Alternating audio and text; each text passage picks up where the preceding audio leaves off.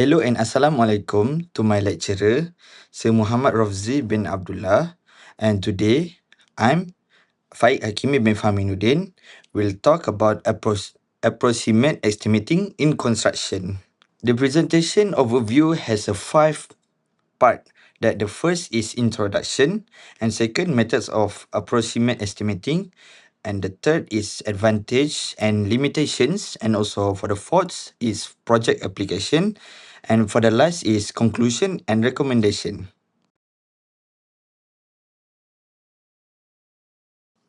So I will explain about the approximate estimating. What is approximate estimating? Approximate estimating is a preliminary calculation to determine the probable cost of project before detailed designs or specification are available. And the purpose is initial project planning and budgeting. It helps stakeholders plan resources and allocates budgets at the early stage of a project. And a decision making for feasibility aids in the determine whether a project is economical viable before committing to detailed design. And the importance and factors affecting estimating. So for the importance, there has four. That is feasibility assessment, resource planning, and save times and effort, and stakeholder communication. And for the effective factors, have a project type and size, and location, market condition, time frame, and also quality standards. Alright, so now I will explain about the overview of methods. So overview of methods is they divide into four. That's first is unit method. That is estimate cost by multiplying the number of functional units, rooms, rooms, beds, seats by a predetermined cost per unit. And also a suitable application for them is hospitals, schools, housing schemes, hotels. And the unit of this is cost and unit.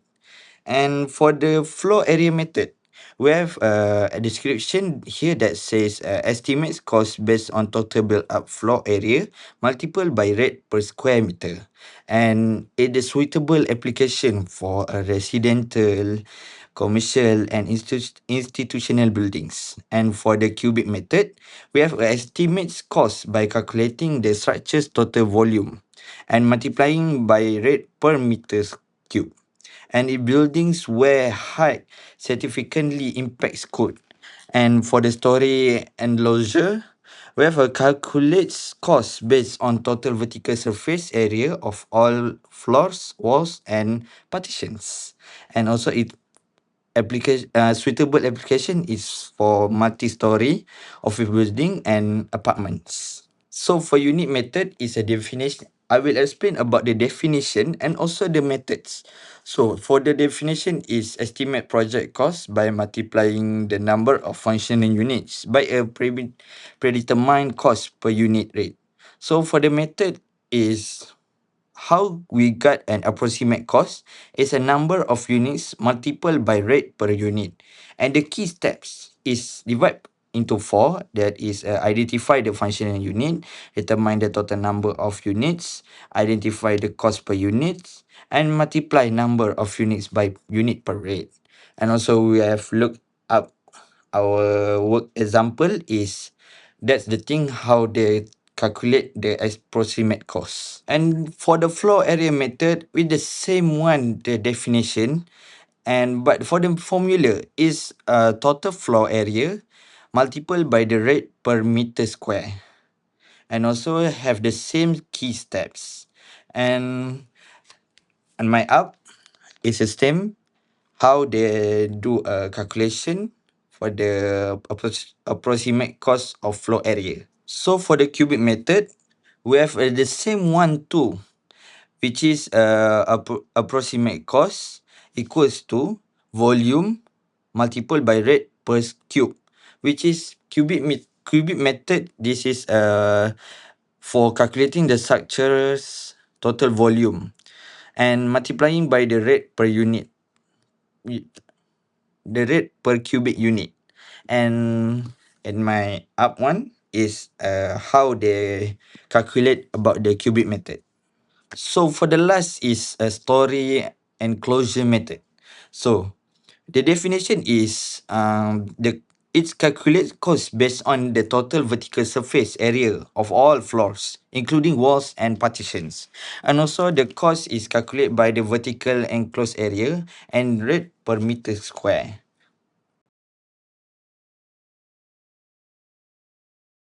Okay, so now I will explain about the comparing advantage and limitations. So for the method of units, the advantage is simple to calculate, and for the floor area, it's easy to use. And for the cubic is precious for large structures. And for the last is storage enclosure, that quick assessment.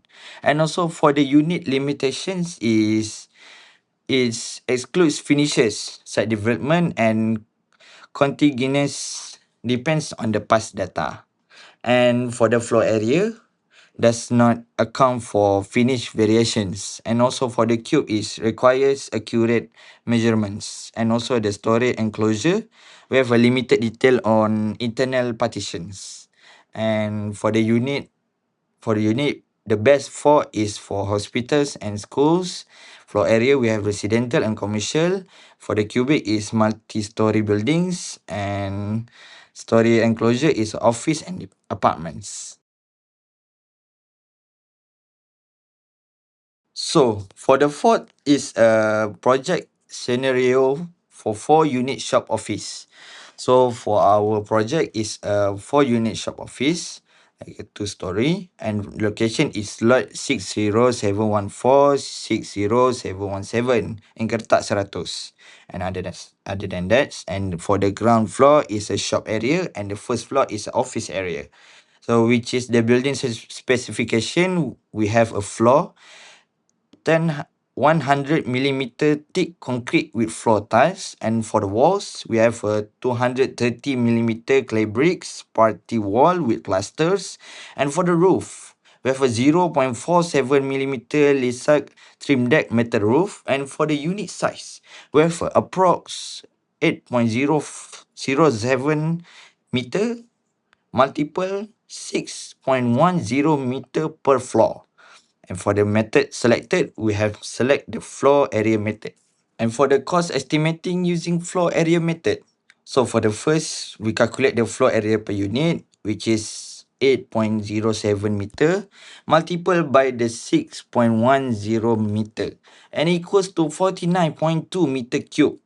And for the second is a total floor area, which is the 4 units, multiple by 2 floors, and multiple also for the 49.2 that we got from the step 1, and also it's equals to 393.6 meter square. And for the last step is a base code, which is we take from the step 2 of the equals of the step 2 and multiple with the cost of the base, which is a 2,500, and it equals to 984,000 ringgit. And for the total estimated cost, we have 1,082,400 ringgit. So for the reliability and influencing factors, so we have a key influencing factors that location in rural best area for the lower labor but higher transport costs, and the inflation and market conditions, and the material and labor cost fluctuations affect accuracy, and material costs, concrete, steel, tiles prices vary by supplier and season, and also the quality standards. We have a Lysec trim deck, floor tiles, plasters, and paint specs. So for the reliability assessment, we have the floor area method provides a moderately reliable preliminary estimate for this project.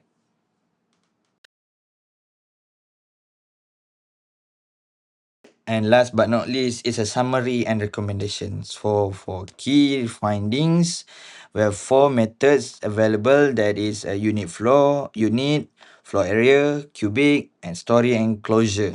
Each each of that is suited to different project types. And for the shop office project, we choose the floor area method. It's a preliminary estimate of 1.0 million, with contingency and accuracy depends on location, market conditions, and material costs and quality standards. And for our and for my recommendation is use historical data from similar projects for red calibration and apply at least two methods for cross-checking results. And that's all from me. And thank you for my lecturer for giving us a lot of teach. And I'm so sorry for everything that I do and something that miss in my slides. So I'm Fai Hakim bin Fahminuddin. Assalamualaikum. Bye.